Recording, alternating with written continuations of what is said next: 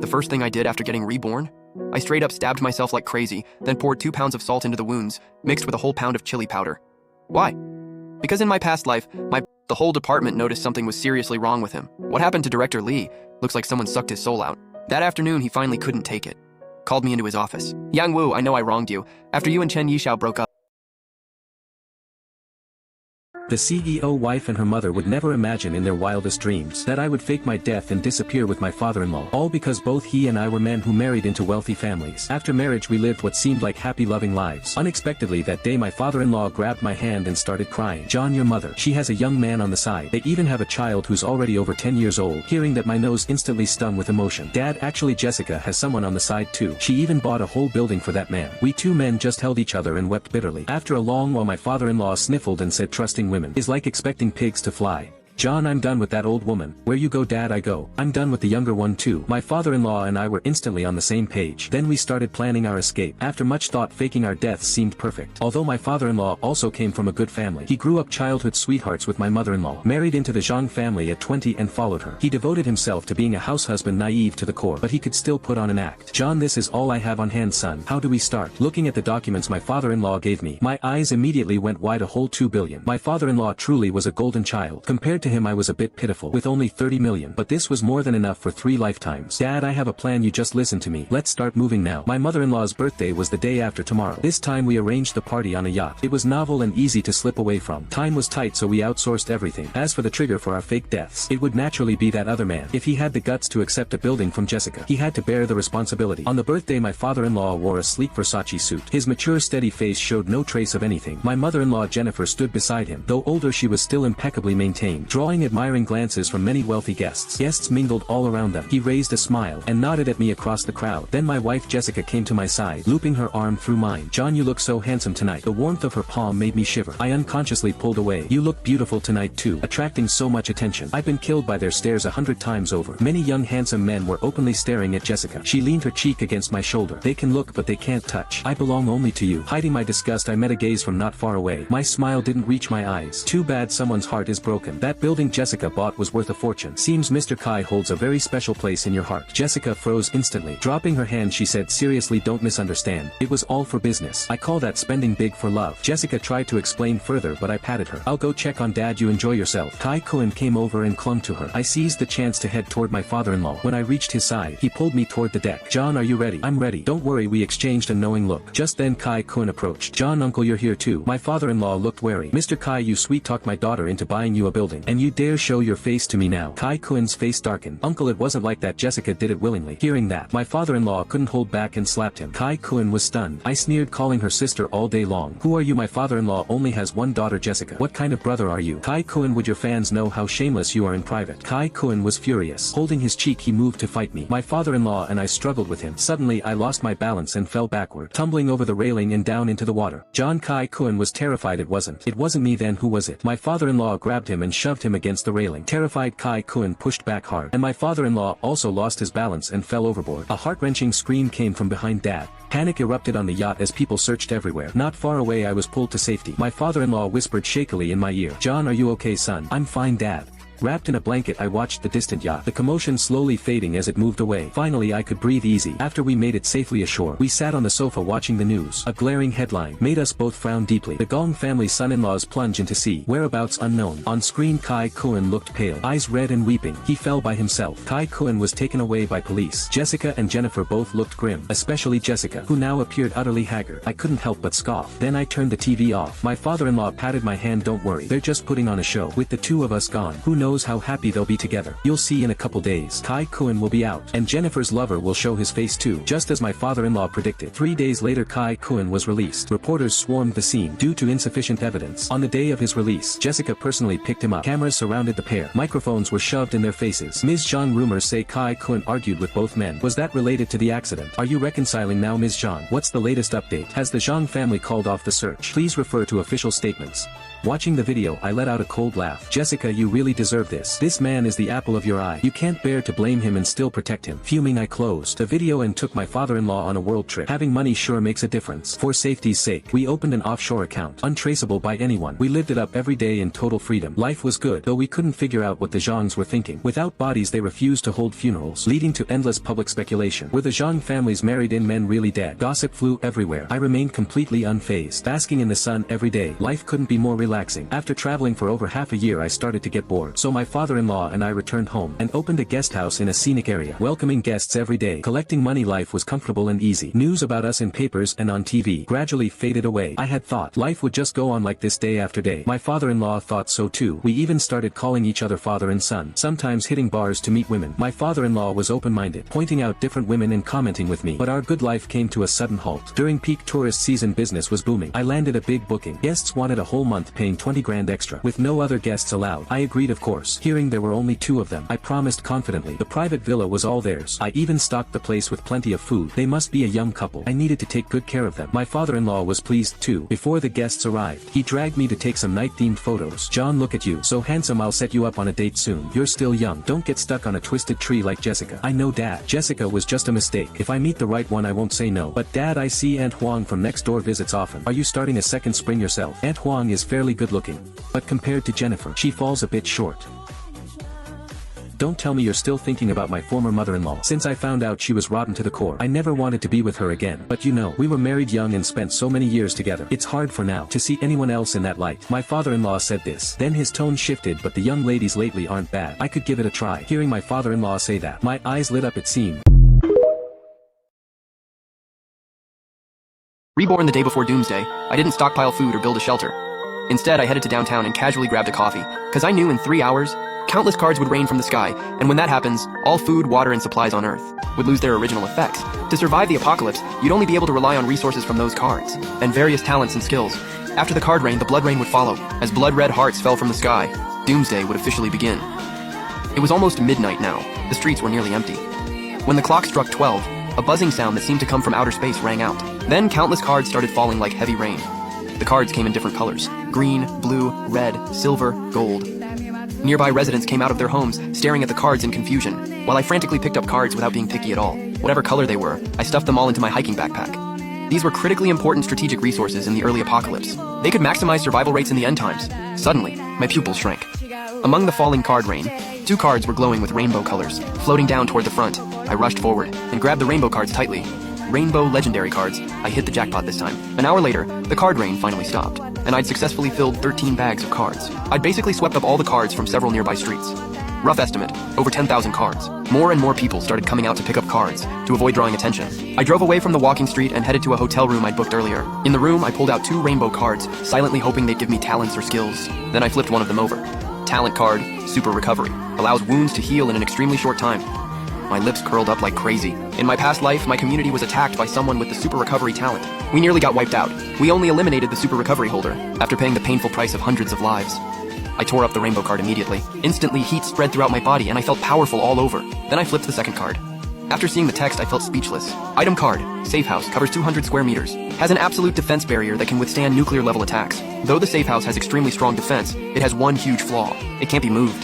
Right now, I had no plans to settle in one place, so I couldn't use it yet. After putting away the house card, I pulled out 10 gold cards. Gotta say, the quality of these gold cards was high. Whether it's Super Stamina or Heavy Fist Fighter, they're all top-tier talents among gold cards. Extremely useful in early apocalypse. And the strategic value of Black Blade and the vehicle card needs no explanation. One enhances attack power, the other mobility. Absolutely perfect. After learning the 4 gold talents, I slowly drifted off to sleep. At 8 a.m., the originally blue sky suddenly turned black, and thousands of blood hearts fell from the sky. Countless bloody humanoid creatures rushed out of the blood hearts, pouncing on the nearest people, and started biting viciously. Immediately, screams echoed throughout the entire city. At this moment, I stood by the window with a completely calm expression. The scene outside was nothing to me.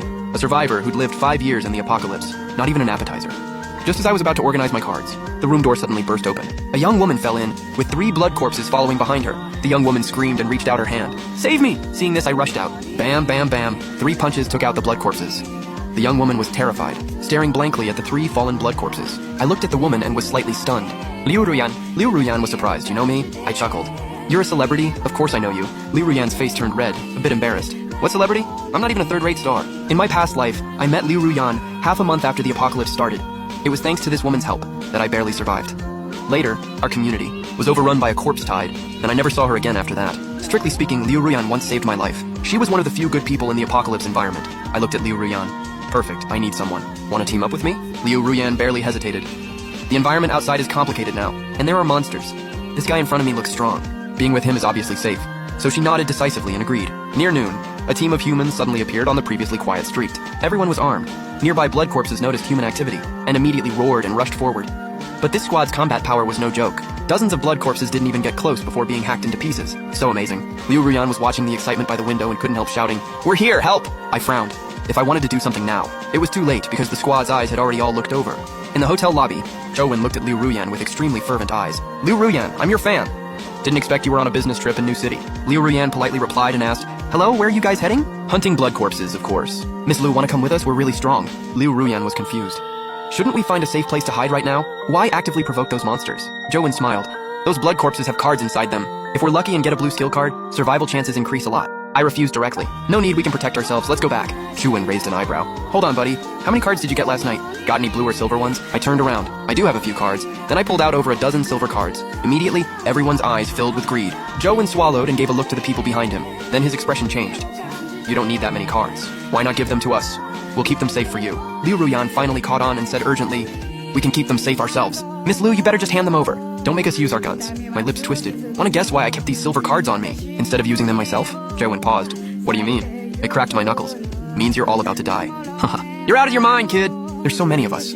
Joen didn't finish his sentence. Before everything went dark, and he completely lost consciousness, everyone was stunned. This young guy took out Joen with just one punch. Joen had a silver talent. How did he just die like that? Without even a chance to fight back. What they didn't know was, I'd lived in the apocalypse for 5 whole years. My combat skills were master level. Plus I had several top tier talents. Even without those, taking them down wasn't hard at all.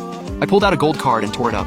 "Your turn. Let's see if this blade's sharp enough." The next second, a menacing black blade appeared in my hand. Gold card weapon, black blade. After taking out everyone, Liu Ruyan was freaked out. But I said expressionlessly, "After you calm down, don't forget to collect all the cards from their bodies and give them to me." 10 minutes later, Liu Ruyan came to me with dozens of cards. "I'm sorry. I'll never speak out of turn again." I waved my hand, not blaming Liu Ruyan. After all, the apocalypse just started. Not many people can adapt that quickly. Then I changed the subject. "You need to constantly remind yourself you're in the apocalypse now. There's no law to restrain people. Human evil will be fully released. A beauty like you falling into those men's hands. Assault would be the lightest outcome." Liu Ruyan's mind was obviously confused. Even in the apocalypse, there are good people, right? I smiled. I admit it, but not many. Over the next few hours, several human teams of various sizes passed by, and having learned her lesson, Liu Ruyan smartly learned to keep quiet. At dusk, the wind carried the howls of distant blood corpses. I muttered to myself, "It's getting dark.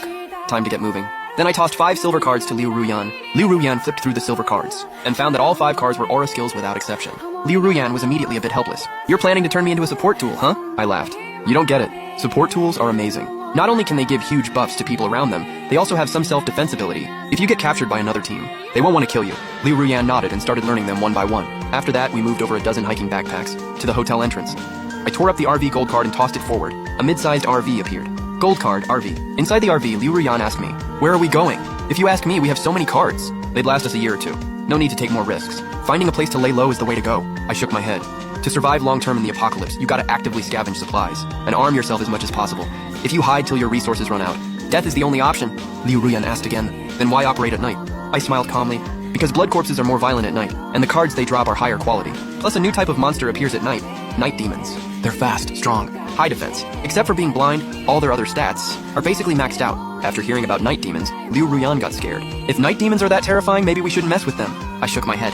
High risk, high reward. Killing night demons drops at least silver cards. With good luck, you can get gold cards or even rainbow cards. 10 minutes later, I parked the RV at a residential area entrance. On the open ground ahead of us, dozens of blood corpses were viciously gnawing on corpses. One massive figure stood out. Liu Ruyan covered her mouth, her eyes wide as saucers, clearly terrified. I held the black blade in one hand and walked over. As I approached, put 100 piranhas in my villa's pool, got a 30-foot corn snake chilling in my study, and hid a bunch of giant black tarantulas everywhere. After setting all this up, I opened my full security camera system, just waiting for my ex to show up at my door.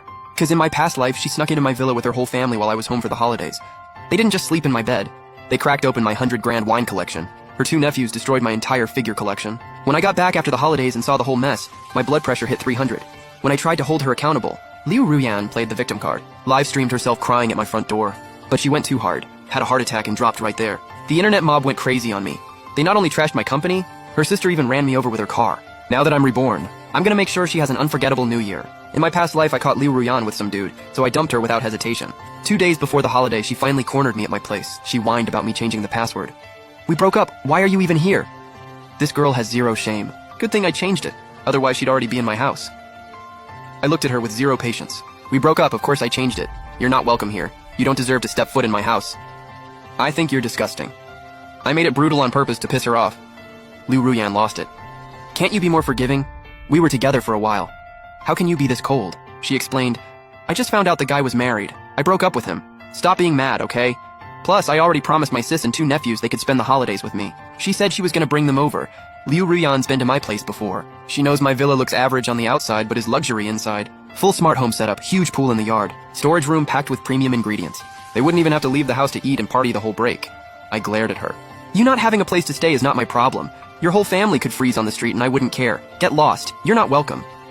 I turned around and walked straight into my house, slammed the door in her face. Through my video doorbell, I watched Liu Ruyan drop the sweet act and spit twice at my door. Acting like you're all that? Asking nicely was me doing you a favor. Humph, once you leave for your hometown, I'm picking that lock. This place is mine. Watching her cocky expression, I smirked. Liu Ruyan, don't disappoint me now. In my past life, she pulled the same stunt. I rejected her and thought she'd back off, so I didn't worry about it. Packed my stuff and went home. But Liu Ruyan saw me leave, immediately got some local thief to pick my lock, then moved her whole family in like she owned the place. When people asked, she said she was my girlfriend and I let her stay. Liu Ruyan's dumb and greedy.